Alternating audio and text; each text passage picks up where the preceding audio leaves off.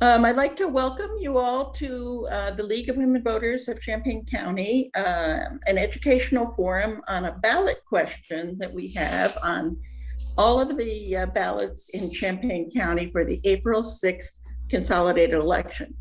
And the ballot question is, shall the office of Recorder of Champaign County be eliminated and all the duties and responsibilities of the office of Recorder be transferred to the office of the County Clerk of Champaign County on December 31st, 2021? Yes or no? And to describe the format today, the League of Women Voters is a nonpartisan organization, and that means we don't endorse candidates. But we are a political organization and we take positions on different public policies. But if we have not formally adopted a position and we're presenting educational material to the voters, then we are required to present both the pro and con viewpoints on a question. And that's the format that we're going to use tonight. We're going to have three panelists, Mike Ingram, who is the current Champaign County Recorder, Barbara Fraska, who was a Champaign County Recorder for 20 years, and Scott Siebert, who is the County Administrator for Peoria County, where they have recently had this issue on the ballot. Each of our speakers will talk for 10 to 15 minutes, and after that, we'll do questions. And with that, I'll turn it over to Mike Ingram. Give a little bio first. Mike is the current Champaign County Recorder of Deeds, elected in 2020, having run on a platform of eliminating the position.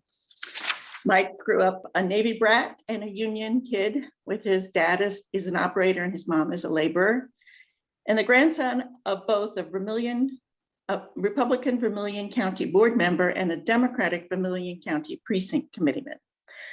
Perhaps that is how he found himself as the Democrat with a plan to shrink government. Ingram was previously elected in 2018 to the Champaign County Board representing District 6, and before that was a member of the City of Champaign Police Oversight Committee. He's been a resident of Champaign-Urbana for 20 years and a volunteer for many, many community organizations, which I won't list, but I'll turn it over to you, Mike. Thank you very much. Appreciate it. Hello, everybody. Can I just take 1 second here? Teresa, you are recording this in speaker view, right? Yeah, okay, thank you. We got the thumb. We got the thumbs up. I got the thumbs up. Okay, thank you. Sorry for interrupting, Mike. No, it's fine. Hey, we're all trying to figure out how to make sure that this Zoom stuff works to the best of our abilities. Okay, well, hello to everyone out there, both within the panel and those that are watching later. Thanks for taking the time to learn a little bit about something as potentially mundane as the ballot initiative on your off-year consolidated spring election. I want to thank the League of Women Voters of Champaign County for their diligent work to increase voter awareness already this cycle for the primary and now for the general. As a person who has always longed for better turnout in these consolidated elections, it's great to see so much engagement from you. It's my honor to be here with Barb Fraska, the second longest tenured Recorder of Deeds in Champaign County's history. I look forward to hearing her perspective as a 20-year veteran of the office. Thanks as well to Scott Sorel, Administrator from Peoria County, for appearing to tell us how his county's consolidation went after their 2014 vote. My own journey to the push for this referendum came as a member of the Champaign County Board, where the constant budgetary worries are front and center with nearly every meeting held. I knew that the issue had been broached a couple of times at the board level before my election in 2018, but it wasn't until 2019 that I really started researching and finding out just how few true recorders there were left in the state. Every article that I found cited counties researching recorder consolidation as a cost-saving measure. But let's back up for a moment. Champaign County has had a recorder since 1932. Before that, the position was actually part of the circuit clerk's office. Changes made by the legislature allowed for counties with a population higher than 60,000 to have a separated recorder's office. Other counties transferred the duties over to the county clerk. So the history of the recorders of deeds in Illinois has had its share of changes. Some counties have never had a separate office, and their population has remained below 60,000. Also of note, 3 counties have eclipsed the 60,000, but have voted not to separate out their own recorder. Those were Kendall in 2012, Williamson in 2002, and DeKalb all the way back in 1976.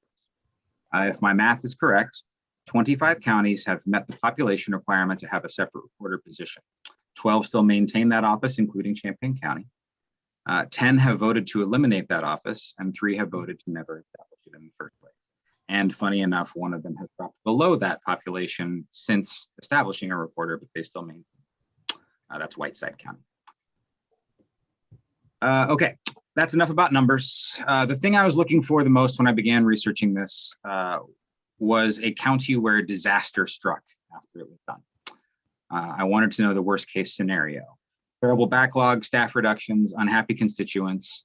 If embarking on this journey meant that county employees might be in jeopardy or a disservice would be done to the county, then it would not be worth undertaking. Everywhere I looked, the transition seemed smooth. I read all 37 pages of the Winnebago County study on whether they should eliminate their recorder. They talked with then current recorders, including former Champaign County recorder Mark Sheldon, who argued against elimination. They were not convinced, and in 2018 voted to eliminate. I read about McLean County, where Kathy Michael had done customer polling about loss of service after their merger, and she didn't find any drastic changes. Nowhere did I find that there were losses of full-time staff positions. This all seemed like good news to me, and my concerns were assuaged. It would be possible to lose only the elected position, but maintain the staff and the level of service. Other counties answered this part for me. During my campaign, I asked everyone I could what their concerns might be, thinking maybe I could be missing something. Most often cited concern was loss of service. And again, I had kind of cleared that up by researching other counties and knowing how wonderful our staff at our county was. I was not concerned with that particular aspect of things. Most of the people that seem to even be aware of the recorder position, of course, would be people that work in the real estate field, title companies and real estate agents, banks, things like that. Anybody who's ever had to go into the office, of course, to get a deed would know about it. But most of the county residents that I talked to did not seem to have a working knowledge of the recorder's office. And that doesn't mean that it isn't necessary or that it should be eliminated, certainly only because of that. But it's not a public facing office the way that some of the others are. So it was nice actually to build some awareness of the office while running on a position to eliminate it. And I think, I mean, with the way that the election turned out, I think it seemed to me that the county population agreed with my assessment of it. I'm going to, if it works, share my screen really quick here. Okay. So hopefully this is visible. This is a map that I worked up for the county board when we had our meeting to discuss the referendum and putting it on the ballot. I just thought it was a nice graphical representation. The counties that are outlined and lined through, those are the counties where an elected recorder of deeds still exists. So those are the 12 that are left. I am considering, there's a couple that have been voted out but are still in existence for the purpose of this, because they've been voted by the county to be eliminated.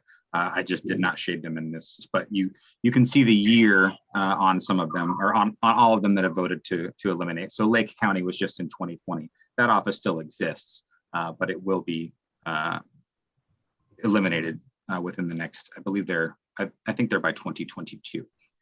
So you can see the other counties where it has been eliminated: McHenry, Winnebago, things like that. I think it was Kane was an interesting. Apologies, DuPage was an interesting study in that they actually put it on the ballot to be on last year, and then they removed it, which I thought was interesting. And I don't know that I ever got a straight answer on why that was, but this is just, I think, a nice look at where you can still find recorders in the state. And it's a pretty sparse number, of course, but that was just what I thought was an interesting look. I will also bring up, so this was a an issues report. It's obviously a lot of words and nobody needs to go through reading all of this right now, but this is an issues report put together by the wonderful Deb Busey, and then updated by myself. It's been updated a few times as this issue has come up over the years. I updated it most recently only because it was, time for us to look at it again. So this just happens to be a breakdown of the population ranking of counties and whether or not they still have their recorder's office.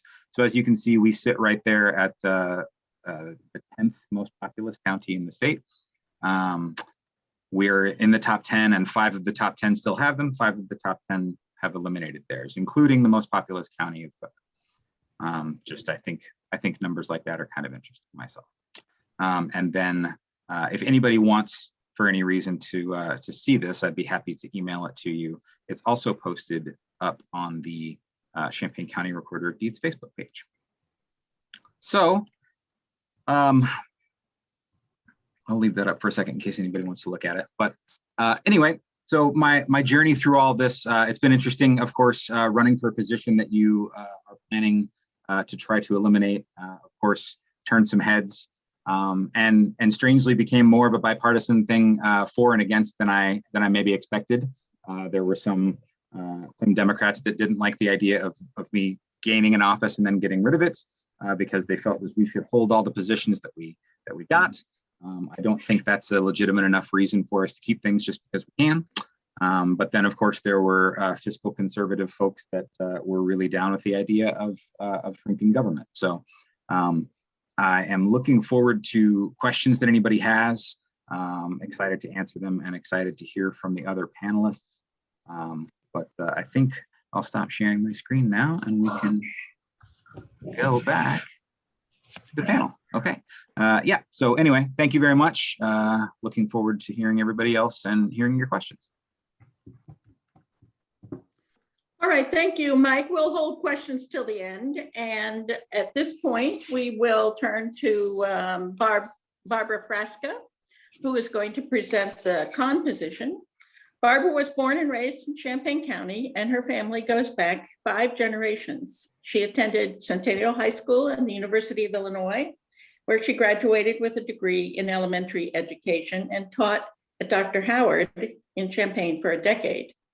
Since she and her husband had an interest in real estate, when the opportunity to run for the office of Recorder of Deeds arose, she ran and was elected in 1996 and served for 20 years. She retired in 2016, I guess, and began a new hobby of acrylic still life painting, which she shares with family and friends. So Barb, why don't you start your presentation?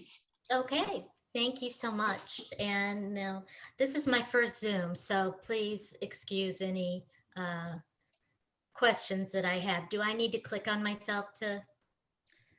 No, you're doing fine, but you might be a little closer to your microphone. Okay, all right. So like I said, this is my first Zoom meeting, and my first discussion about the recorder's office in a little over 4 years. So I do want to say hello and thanks to the League of Women Voters for the chance to speak on a topic that I feel very strongly about. It's so very nice to see faces that I haven't seen for a very long time. My time as your county recorder was a privilege and an honor, which I took very seriously.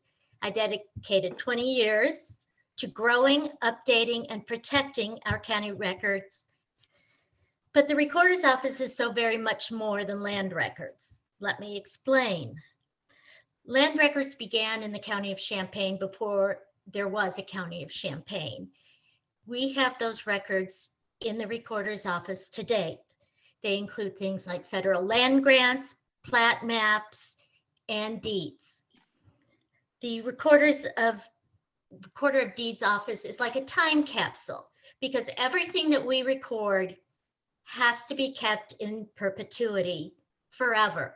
And not only does it have to be kept, but it has to be able to be searched, found, and reproduced. And I'll talk about the importance of that in just a minute. But there are also some other things that make it a time capsule. For instance, there have been Abraham Lincoln documents found in the Recorders of Deed in Champaign County's office. There's also civil soldiers' discharges recorded in the county back to the Civil War. These are actual handwritten documents releasing soldiers from duty. They list their injuries, they list the battles in which they fought, and those can still be seen and looked at and copied in our office, in Champaign County's office. There's also things like original farm plats. So you can go back to the beginning of the county and you can see who owned farmland, where the land was, how much they owned, and then progress it through the years to see what happened to it. We also, to my amazement when I took office, found that we have things like stallion records from the 1800s where farmers would record the heritage of their stallions, which was a large commodity back then.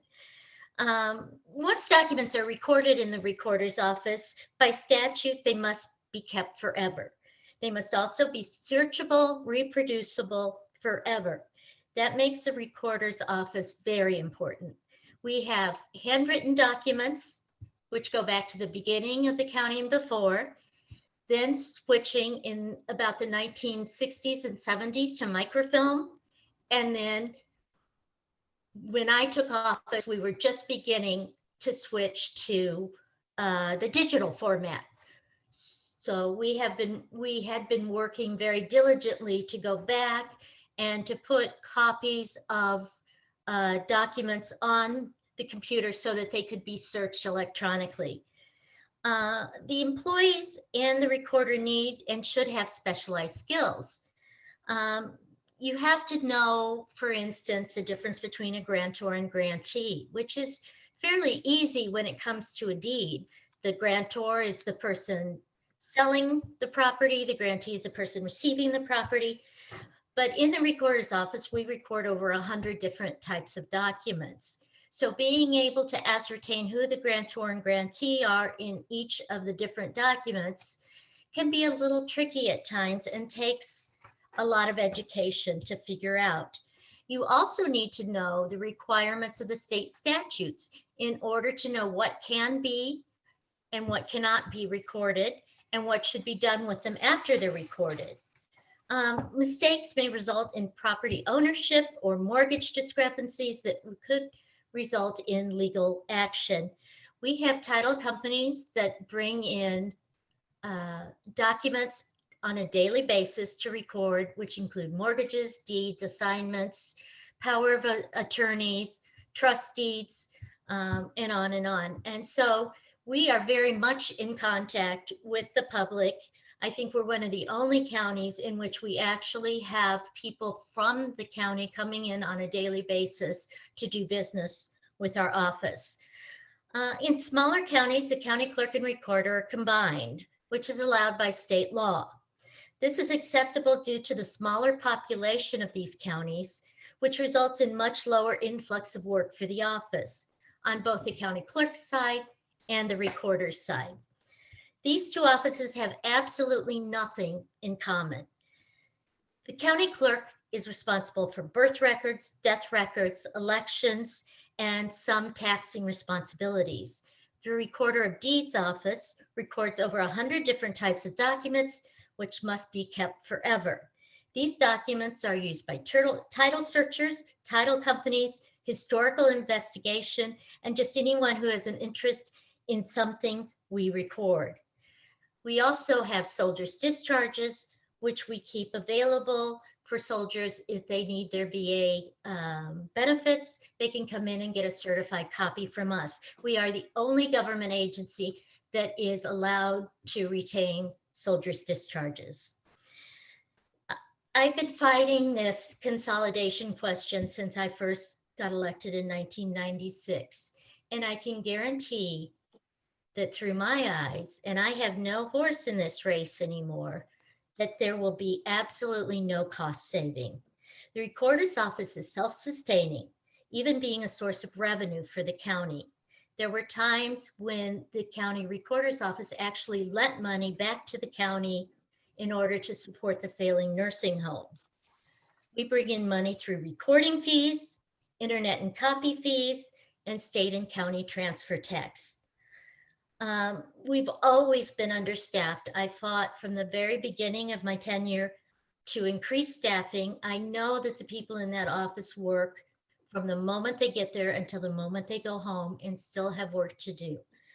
I, many times, especially during the housing boom in the mid-2000s, was bringing work home in the evening and on the weekends just to help stay afloat.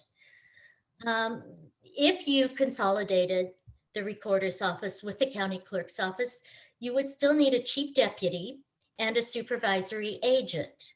The chief deputy's salary would need to be increased due to an increase in their duties and responsibilities. Supervision, the recorder's office takes in a lot of revenue on a daily basis. We would average during my tenure between $2,500 and up to $70,000 per day brought into the county in the form of cash and checks.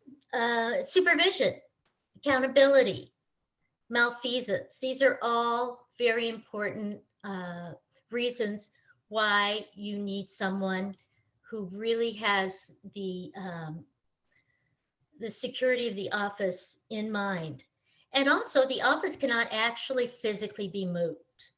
The county clerk's office does not contain the space in which to move all of our staff. We have public terminals that the title companies and the public in general come in to use on a daily basis. There's no room for those. Our vault, which is actually a cinder block concrete room with a sprinkler system, which houses all of our thousands of books, cannot be moved. It has to remain there. So, the fact that it still will remain a separate entity also, I think, plays into the fact that it's going to be a difficult office for someone from the county clerk's office to supervise. In conclusion, I believe that combining the offices would be for Champaign County a short-sighted and dire decision. The office is self-sustaining and unable to be moved to facilitate supervision by the county clerk. More consolidation of county offices results in a greater amount of power in the hands of fewer people with less supervision. The more offices are consolidated, the less say in government the voting public has. And it's been my honor to speak on behalf of the Recorder's Office, and I welcome any questions or feedback. Thank you. Thank you, Barbara. And now we'll turn to Scott Sorel, who is the Peoria County Administrator and has held that position since May 2015. Mr. Sorel has spent his entire professional career with the County of Peoria, starting in October 1993. And he's held multiple positions and interim department head level positions at the county. As county administrator, Mr. Sorel is charged with the day-to-day operations of Peoria County government, essentially its CEO, and is the Peoria County Board's sole employee. Mr. Sorel holds a Bachelor of Science in Community and Regional Planning from Iowa State University and a Master's in Public Administration from the University of Nebraska, Omaha. Mr. Sorel is an active participant in his profession and the community. In the community, he has served on the United Way boards and numerous other community groups. And so we will turn it over to Mr. Sorel. Thank you, Tricia, and thank you for having me this evening. My job is to impart some experiences and perhaps lessons learned from the merger and consolidation process that we went through after our referendum in 2014, which Mike alluded to previously. So on that November ballot in 2014, we actually had two questions put to the voters in Peoria County.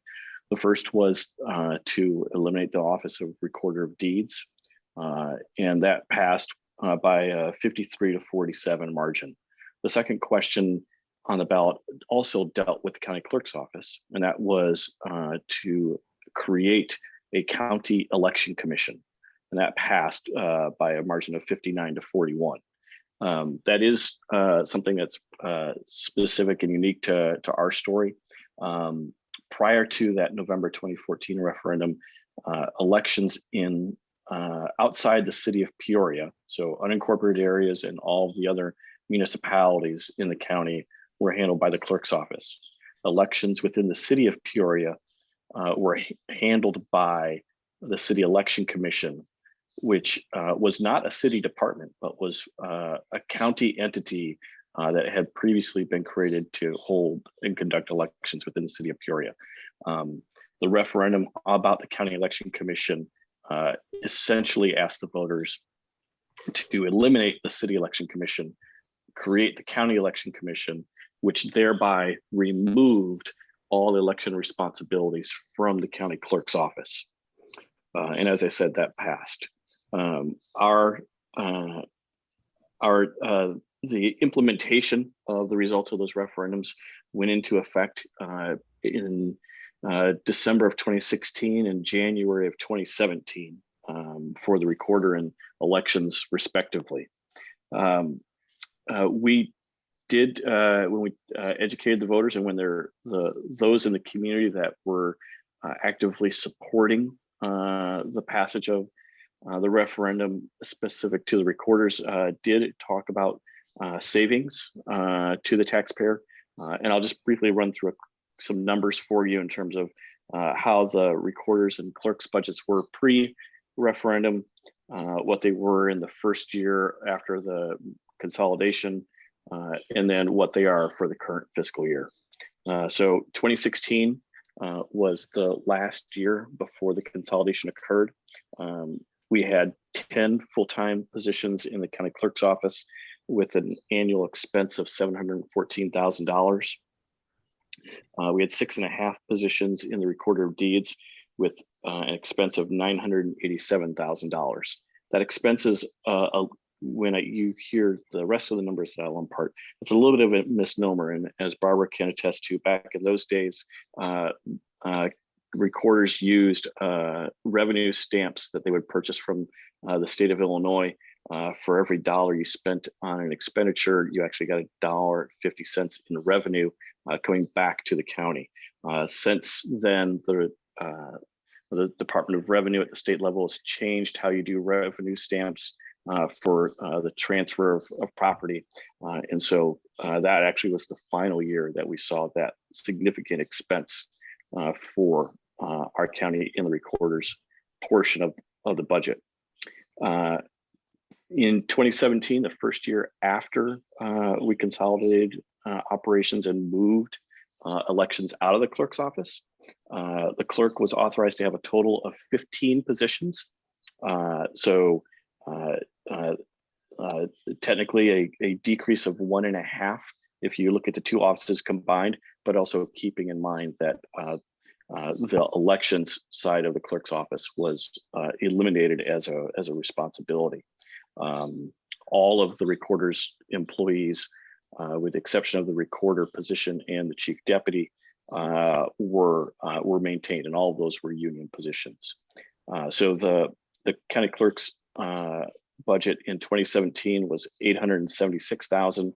Of that, $309,000 were dedicated to the recording function or division that was created in the clerk's office. And then in the current year, 2021, we currently have 12.65 positions authorized. The total appropriation for the clerk this year is $827,000. Of that, 221 is for recording purposes. A couple of other items to kind of point out. The decision to put it on the ballot in 2014 was definitely a political decision. The recorder's office was an office that had long been held by Republicans in Peoria County, and we have a Democratic majority county board, and that was part of the discussion in terms of the politics associated with it when the county board did vote to put it on the ballot. During the period between the passage of the referendum and the implementation of the results of the referendum, we competitively procured Eagle Recorder from Tyler Technologies, which is an electronic recorder of deeds software program that it allows for all the work to be done electronically. It also allows the public to do an interface electronically over the web as well, significantly decreasing the number of employees from title companies that physically have to come to the Recorder of Deeds office. That's all done remotely now and through a subscription service to each of the title companies. What we were able to do, though, is we were able to scan and index all of the land records and all the historical records of Peoria County. We have many of the same types of records that your county does, as Barbara pointed out in her summary of her side of the issue.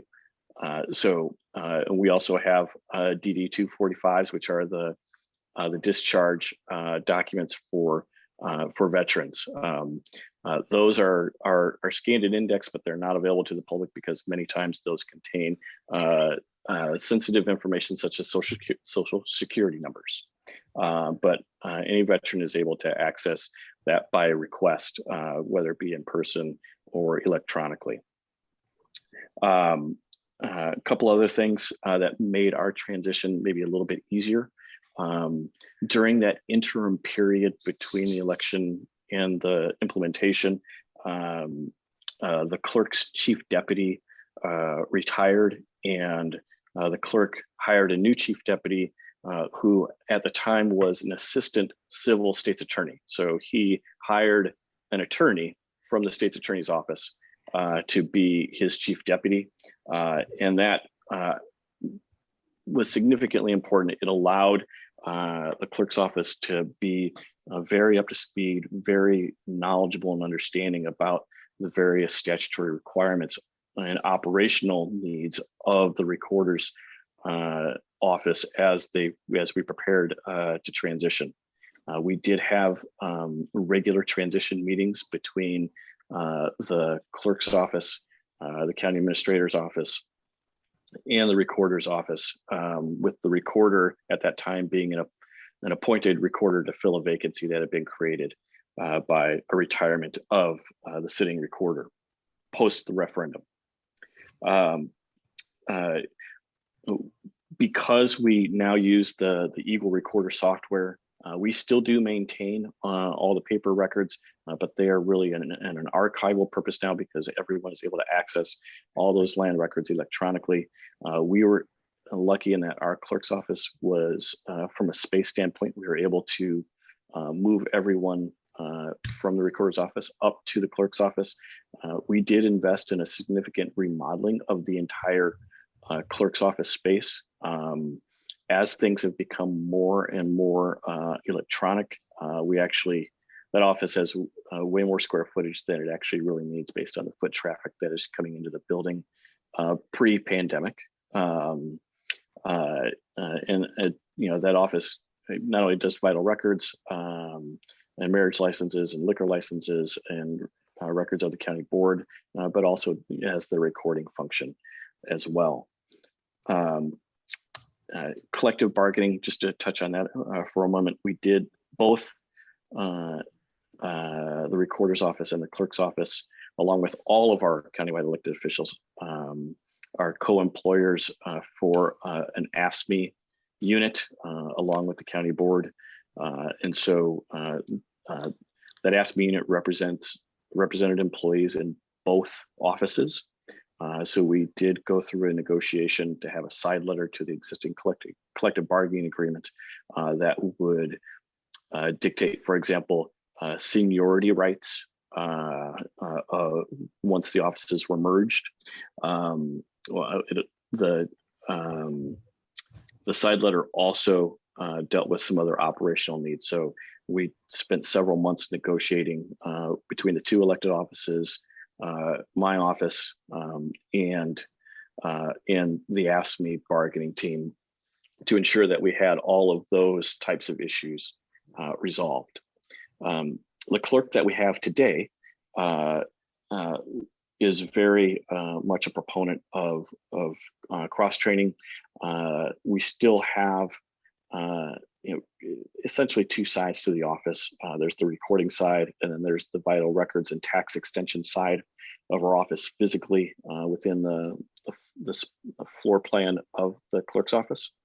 But she continues to work on a regular basis to have her employees and her team members cross-trained so that someone from the vital records or tax extension side is capable of recording a document, and vice versa. Someone on the recording side is capable of performing a task related to vital records, whether it be assisting a couple with a marriage license, processing a liquor license application,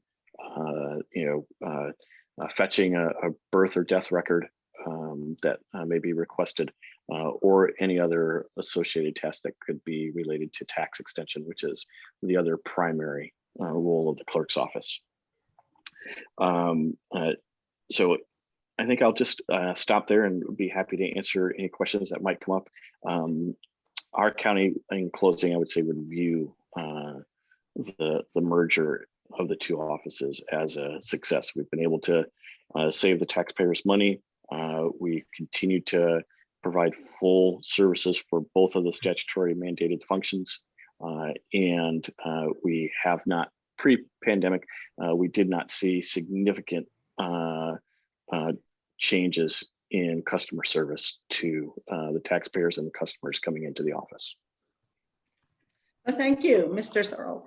At this point, I'm going to repeat, because of our format, what I'd like to do is for anyone who has a question to put their name in the chat, and we will go through the names as they appear so that each person has the opportunity to ask questions. And Teresa, I'm not able to access that very well. Can you start? Can you see if there's anyone who has questions? Yes, I have a question and it's me. Okay, all right, you can start. So it's for Mr. Sorel. I'm not sure I understood this correctly, but it seemed like part of the merger was to eliminate the election duties that the county clerk had. Is that correct?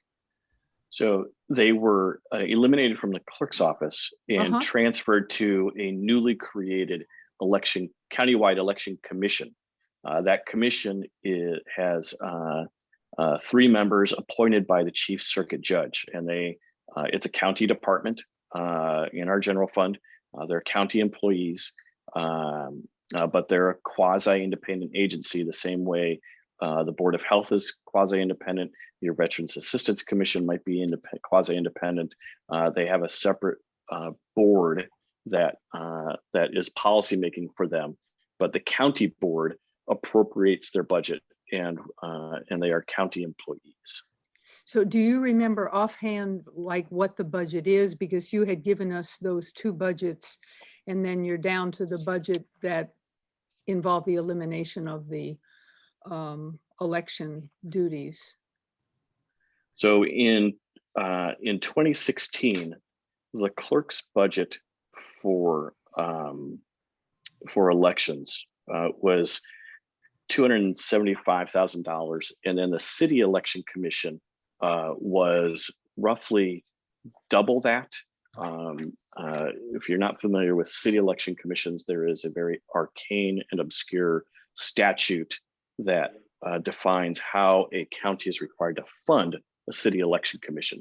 And it is based on the change in property values or equalized assessed value from a date in the 80s for us, which is when the city election commission was created, to the current year, whatever year that might be. And then there's a multiplier that's called out in the state statute. And so for us, the city election commission, based on that change in property values over time, saw an annual budget that was roughly double, sometimes even more, than what the county clerk would budget for during elections. And as both, as your clerk can attest, and I know he's not on here tonight, but election costs are cyclical. A presidential election year is the most expensive year. The current election cycle, where we've got consolidated local elections, is actually the cheapest election cycle, and it ebbs and flows every 4 years, depending on whether or not it's a presidential, gubernatorial, or one of the consolidated local elections. Okay, Teresa, do we have any other questions, and people who want to ask questions in the chat? Yes, Linda Miner. Linda, can you unmute yourself and ask your question? Thank you. So I just wanted to understand correctly, is the elections person appointed in your county, or are they elected? Great question. Our elections director and his staff, he's hired by the election commission board. So he's appointed by the election commission board. And then he hires his assistant director and then all the other employees that work in the department. Can I say from just my point of view, the question of the election function in Peoria County seems to me to be slightly off topic, since it's not the same as it is here in Champaign County. Can I ask Scott, do you have the same number of employees devoted to the recording function today as there was before the referendum? No, we have fewer. The office we went basically from 16 and a half employees, and we're currently at 12.65. And every department in Peoria County government has shrunk over the course of time. Okay. Teresa, do you have more questions? Peggy Patton. Yeah, thank you. And this is a question for Mike. Mike, listening to the Peoria experience, they clearly removed some election responsibilities from the county clerk's office when they consolidated the two offices. So how would you envision our county clerk adding substantial new responsibilities should the offices be consolidated on top of, his current responsibilities as county clerk? Sure. Yeah, thanks. So I think Peoria is the outlier. Scott might be able to tell me, but I don't think that there are any other counties that have done the same thing that Peoria did. We just happen to be getting an example from Peoria where this happened. I can't think I know McLean has, Bloomington has its own election commission like Peoria used to for a city. But I can't think of even other county election officials, but I'd have to do the research on that. As far as our purposes are concerned, and for what we've planned for and what the other counties that I outlined earlier have all done, they didn't remove any of these functions. They absorbed it. Just so right now, the county clerk in our county, Gordian, and then Aaron now, they have divisions under them already, elections, vitals, and tax. So if you think about them adding another lobe to that as the department head, that's adding one more, which may seem like a lot, but when you think of the function of the recorder's office and how well it's handled and how well the chief deputy already takes care of this office, really the way that we have it envisioned, and again, to be clear, there's no plan for the recorder's office to move in Champaign County. It's staying where it is. It's down the hall. Other counties have them on separate floors and they manage just fine. Down the hall is not that big of a deal in my eye. But so it would stay put, and then we would, the chief deputy would then be kind of the department head, and then the elected official there would be the person who would be the name on the stamp and things like that. There are different times when different recorders have been more engaged and less engaged with the office. And depending on who you talk to over the years, there have certainly been people who have been less engaged and where the deputy is already kind of in this function. Speaking as a person who just came in as a new recorder, you know, everybody in the room already knows more than I do about some things that haven't come up yet. I think the continuity of that is, you know, neither here nor there. They can always, you know, any new recorders can always get up to speed, but you know, I think the force of that office lies in its staff and its chief deputy, who I think does a great job. Thank you. Ann Prisland? Thanks, Teresa. I guess this is for both Barbara and Mike, and if Scott would like to comment as well. Based on what you've all been saying, it seems that there are core constituencies for the Office of Recorder of Deeds. I wonder if you could kind of share with us who are the groups of people that use the office most frequently, and then I would wonder for each group, what would be the pluses and minuses of the referendum to combine offices? If that's not too complicated a question. No, you want me to go first? Thank you, Okay. Barbara. Basically, if you own property and live in Champaign County, you use our office. Your deed is recorded when you purchase the property. Your mortgage is recorded. Your release is recorded when you pay off your mortgage. So throughout the whole period that you own that property, you are a user of the Recorder of Deeds office. If you refinance or if you sell the property, then you are once again a user of the office, because they have to come in and they have to do title searches to go back and make sure that all liens are covered and that ownership is passed successfully from one person to another. The people that actually use the office on a daily basis are the people related to those topics: title companies, banks, mortgage companies, attorneys. We also have a lot of surveyors that use the office on a regular basis because we record plats of subdivisions, surveys. So there's a lot of foot traffic that goes on in the recorder's office of people coming in, looking things up, especially with, say, surveyors. I mean, they go back to the surveys from long ago, and they actually have to look at those either on microfilm or in the books. So it's very important to them that the office stays the way it is, because they make a consistent use of it. I do think that having it down the hall is an issue. I think that whenever you have an office that's taking in a lot of money, that's dealing with the public on a daily basis, that it needs to be controlled actively by someone there to make sure that things are running smoothly. That's my opinion. So basically, if you own property in Champaign County, you're a user of the Champaign County Recorder's Office. Thank you. Mike, how do you see that? Yeah, I mean, Barb has 20 years in the office, so of course she's got the lowdown better than anyone could have it.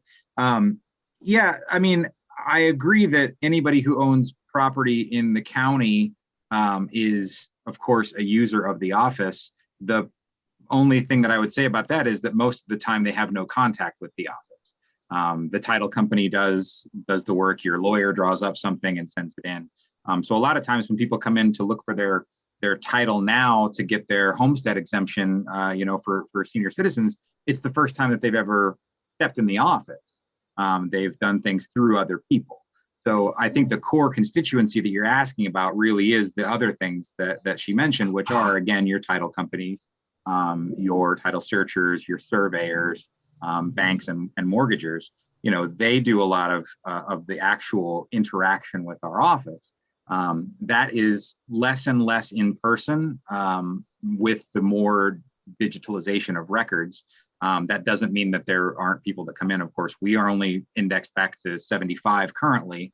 One of the things that I would really like to do if the referendum passes is figure out a way to earmark some of the budget that would be paying the recorder to actually invest a little bit better in digitizing further back, because that actually is, I think, a bigger value to our core constituency, is their ability to find things digitally because that's what everybody is asking for constantly.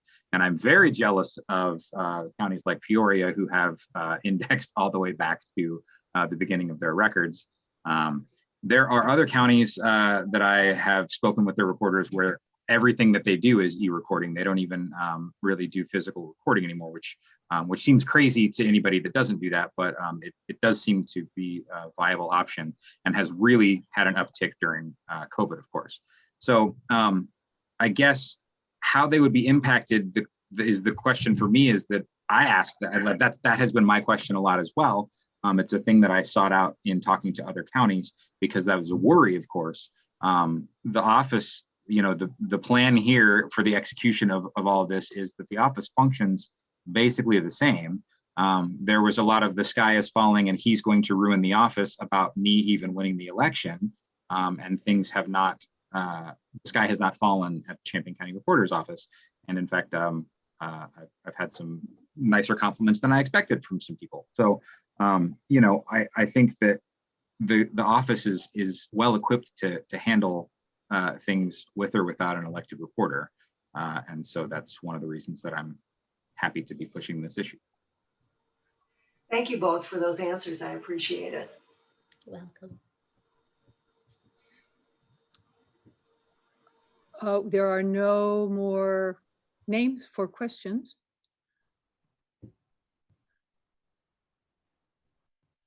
Anybody? Somebody's got something. I think I'll ask a question. And this is for Barb. You indicated that one of the important aspects of having an elected recorder is the responsibility and the knowledge that comes with a dedicated public official. But I guess my concern is that an elected official doesn't necessarily have any requirements for the job. They can run for election and win without. I suppose they know how to read, but so in that sense, it seems that having someone whose permanent job it is to supervise might be a better format. So can you respond to that? Sure. I can see a lot of benefit in not only an elected recorder, but also an appointed one. I don't think that I see those as virtually the same thing. So I don't think that you have to be elected to be a good recorder of deeds, but I do feel like having that responsibility to the people of Champaign County and knowing that they ultimately control whether or not you are in that job is something that keeps people working hard and very honest. And I think that the people of Champaign County deserve the right to have the ability to choose who's in charge of an office. We've seen in the past in Champaign County with some bad outcomes what happens when political parties are able to appoint people and those people come in thinking that it's a giveaway job, that they don't have to do anything. The recorder's office is not so much about people coming in and doing things, which they do. It's more about maintaining the sanctity of your records, your deeds, your mortgages. The biggest thing that you're going to do during your lifetime probably is to purchase a home. And there's a lot of fraud. Fraud is prevalent in every area of our daily life. And unfortunately, title policies and deeds are no exception. So I don't think it matters whether or not it's an elected person or an appointed person, but I do feel as that you need someone whose sole responsibility is to keep up with the changes in statutes, to keep up with changing demands of the public, to actively be just watching over that department. Thank you. Teresa, do we have any other questions? Yes, The flood, I don't know who's going to ask, Dick or Jane. Also, if nobody can see it, Jenny Putman is gesticulating wildly, so mark her down on the list. Okay. I just asked how the county clerk feels about the extra duties. Does he feel he can do it adequately? Yeah, great question. So I guess that was one of the things I didn't mention in the presentation earlier. One of the things that I wanted to do right off the bat before even deciding to undertake this whole journey was to speak with the current clerk to make sure that it was something that he felt was appropriate, make sure that it was something that he was willing to undertake, that it didn't seem like a lot. Of course, at the time, you know, he was only a year into his own first term, but he was amenable to the idea. He had questions. We, you know, had several different conversations about it and what we thought it could look like. You know, we kind of built the idea together of making sure that we maintained everything in the office. We didn't, you know, I was adamant that if we were going to do it, that staff would not be lost. I did not want there to be anybody, you know, left out of the equation. And so we kind of built that together. And yeah, so since then, you know, since actually getting elected and having the voters decide on that, that was when we started to put together both the referendum and the transition team. Of course, the cart is a little bit before the horse because the voters haven't decided yet. But we have just been talking on a base level. We haven't been making any big plans or decisions yet, just on a base level about what it will look like to transition. But I think, you know, another year into it, he's 2 years into his term now, has a, you know, a much more comfortable feel in the office, and I think is feeling good about things. And you know, we haven't had any slowdown or any signs that you know, that anything should be held back. We have Peggy Patton wants to ask another question. Is that all right? I just, since there was nobody in the box, I actually had two. So if you don't mind, and this is actually to Barb Fraska. You know, you talked about the importance of maintaining the sanctity and integrity of the records, which, you know, is certainly vital. So I guess my question is, why do you think the current chief deputy, who I hear does a top-notch job, can't that position be knowledgeable and maintain integrity and sanctity of the records as the office is currently structured? I mean, what is it about the elected or appointed recorder of deeds that maintains the integrity? Why can't the deputy chief, or the chief deputy rather, provide that function? Well, I believe the chief deputy can. I believe that Mr. Ingram still has the same chief deputy that I had throughout much of my tenure, and she does an excellent job. But the fact is that there is not only the act of recording the documents, but there is budgetary responsibilities. And also, I believe that when you have an office that brings in as much money as the recorder's office does, that it's always a good thing to have a hierarchy so that we are accountable to the people of Champaign County.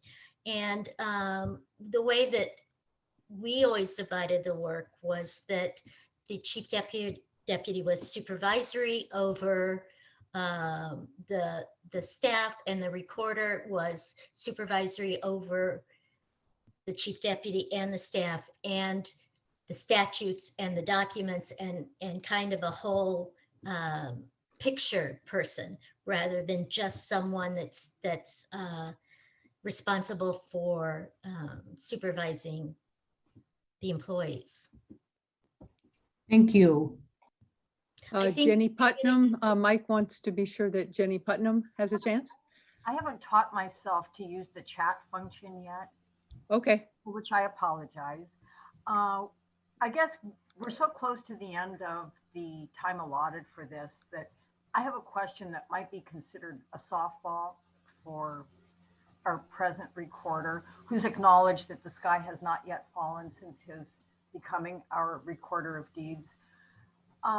Here we are very close to the end. No, we've passed Black History Month, and it was toward the end of Black History Month that I had the opportunity to help create a feature that our recorder has added to his website on Black history among Champaign County government officials. And I find it fascinating. Now we're in Women's History Month, and we can participate in the recorder's Women's History feature, one of the tabs on the website that he operates. And my totally softball question is, if the recorder's duties are transferred to the office of the county clerk, could those beautiful features on women's history and Black history in Champaign County also transfer? Totally softball, I acknowledge. Yes, that is quite a softball, Ms. Putman. Thank you for it. Yeah, no, that's just something that I thought would be cool to chart. I actually had looked up a little bit of information to see if I could find it myself, and just wasn't finding a whole lot in terms of, you know, I had known that before Aaron was elected clerk, that there had only been one elected countywide Black official, which was James R. Burgess, first state's attorney back in '72. And I also knew that Patricia Avery had been an appointed, you know, recorder of deeds, but then lost an election to one Barb Fraska. So I wanted to take the time to chart those, but then one thing that kind of stuck out was that there was no information anywhere that I could find on Black county board members. And so I did a deep dive on that, and I just thought it was really interesting. But yes, to answer your question, those things will live in perpetuity. I spent too much time on them, and I spent too much time trying to take pictures without glare on all the photos of the board in the Lyle Shields room to try to get the right angle so that I wasn't obstructing any space. I spent too much time doing that to lose that work. But yeah, no, I appreciate that. And it was fun to see all the pictures of you and Susan McGrath and everybody else back in the 70s. Teresa, are there any other questions? Yeah, if there are any other questions, we should go over the time because that was a softball. Yeah, no, that's fine. No more. Okay, names.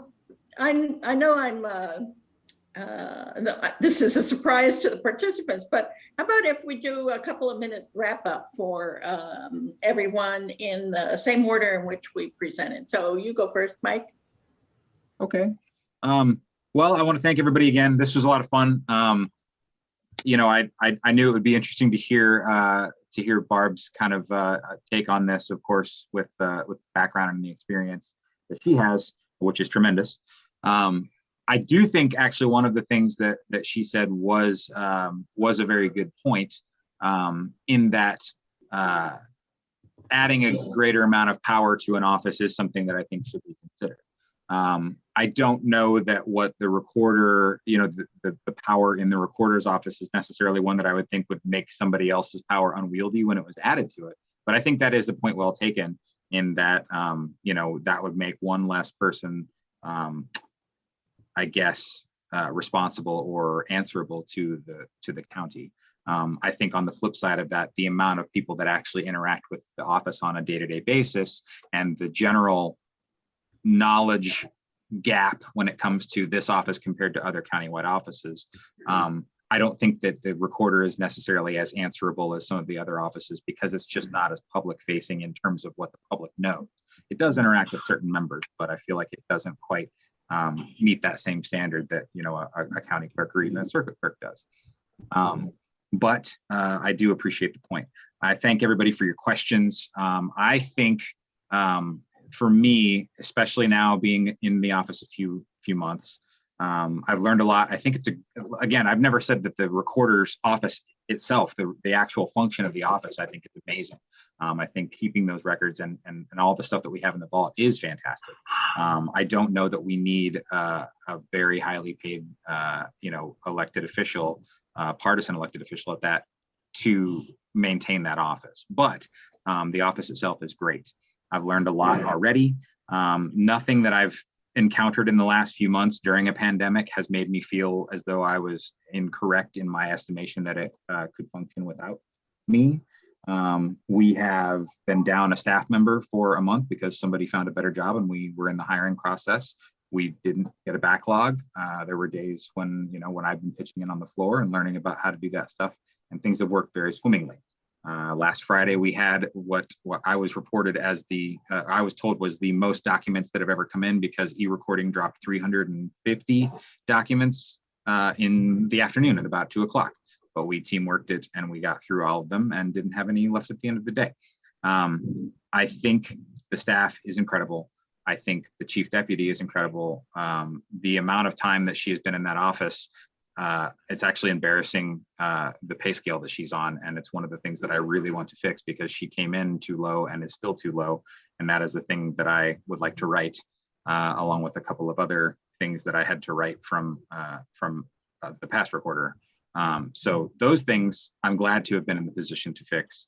I'm not convinced that the county gets the value out of the position that it's getting paid. And I'm certainly not going to be mad at anybody who wants to vote either direction, but I think it's a step that we can take, and I appreciate everybody's time. Thanks. Barb, do you want to make some final comments? Sure. I appreciate Mr. Ingram, and I appreciate his point of view. I know that it may have been a record for the number of e-recordings that were handled in one day, but it is not a record for recording of documents, which was back in the mid-2000s before the housing bubble burst. But I do appreciate that he understands the importance of the office and the importance of what goes on in the office. And it is a difference in opinion between he and I as to whether or not it needs either an elected or an appointed official. I believe that it needs someone that's accountable to the people of Champaign County, because that person is handling their land records. I hear Mr. Ingram say that he thinks that the office can do well without an elected official, which kind of like stabs me in the heart, because I know how hard I worked while I was there in initiating new policies and in updating the office.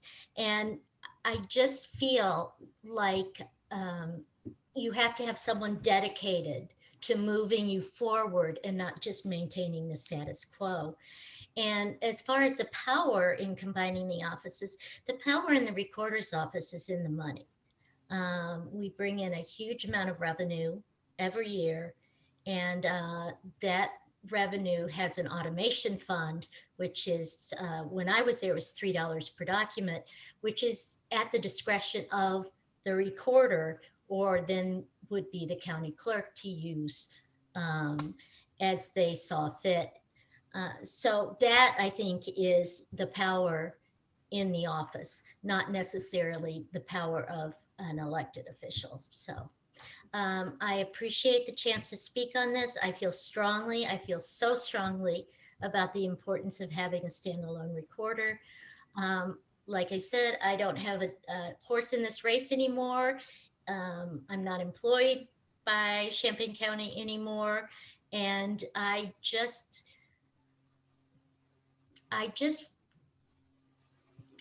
feel very strongly that that this is an important office. It's an important position, and whether it's elected or appointed, I feel it needs to be there.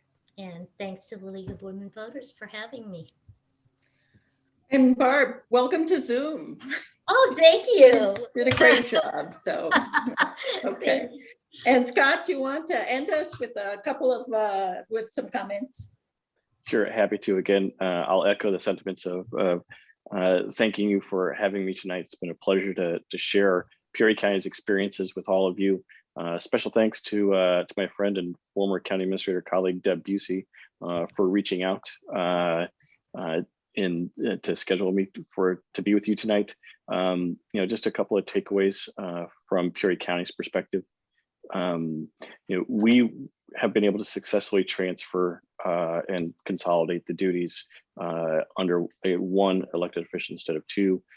We've been able to maintain high levels of customer service satisfaction with the users of our office. We did invest heavily in technology, and that has made for efficiencies in our office and has been able to maintain some of those customer service levels despite a smaller staff. And at the end of the day, that smaller staff did result in savings to the taxpayers of Peoria County. So with that, I'll just say thank you and turn it back over to you, Tricia. Okay, well, thanks to Mike and Barb and to Scott for their participation, and thanks to all of the people who came and listened and offered questions. And remember, April 6th, the consolidated election, you can still register to vote. You can vote by requesting a mail ballot, by early voting, or by voting on April 6th. And just remember that that there will be fewer than usual polling places on April 6th because of the light turnout. So check with the county clerk's website as to where your polling place might be. So vote April 6th, and thank you all for joining us tonight. Thank Good you. night. Thank you. Thanks, everybody. Thank Lovely you. to see you. You all look great, for the record.